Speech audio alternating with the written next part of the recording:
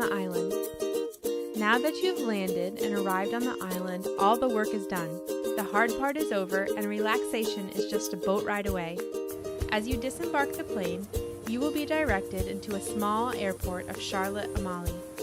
Follow signs to baggage claim or ground transportation. This will be easy to find, just follow the crowd. As you exit the airplane, you will walk down the stairs and go around the outside of the building.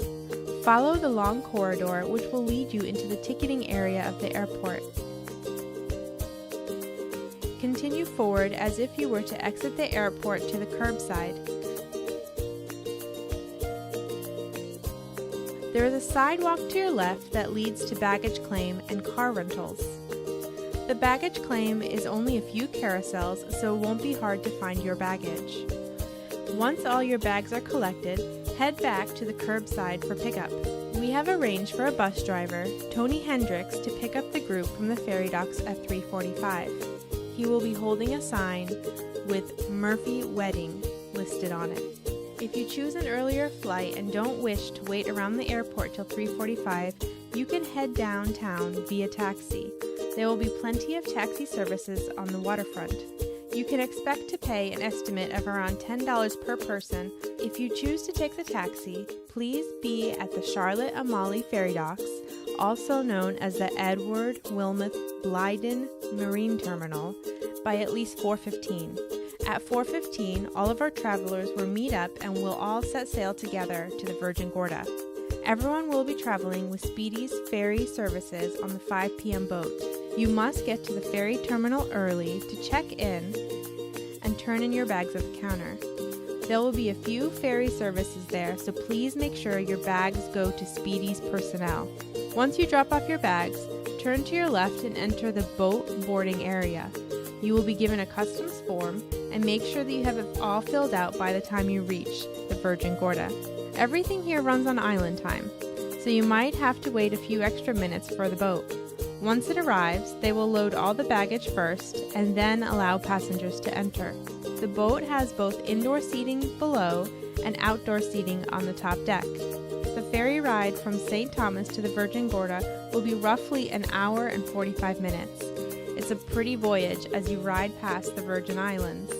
Virgin Gorda is one of the most furthest islands away from St. Thomas, so you will pass St. John, Tortola, and Jost Van Dyke.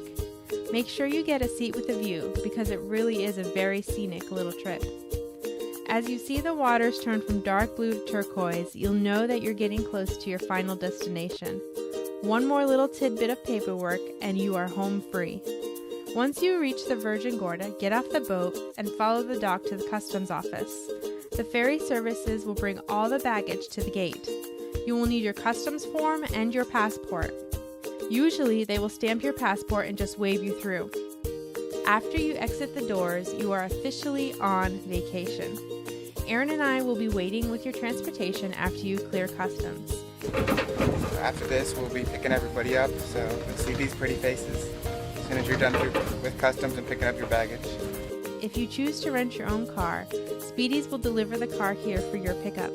The next stop is the Maho Bay Villas.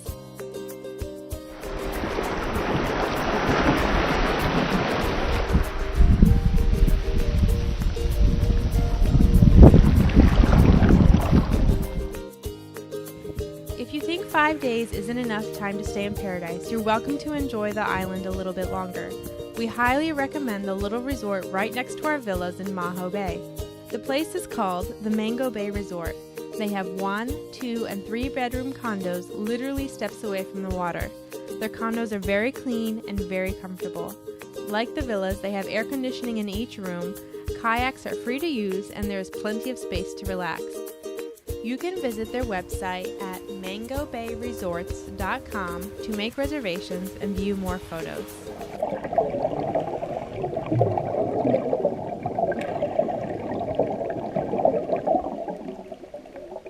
Exiting the island will be very similar as when you arrived. You will have a very early day to reach the ferry docks and connecting flights.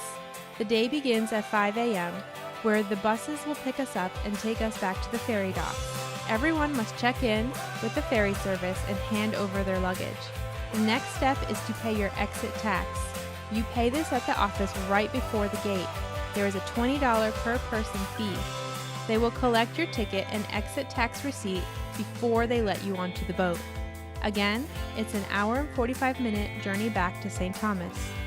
Once we arrive back on the main island, everyone will go through customs. You will need your passport handy.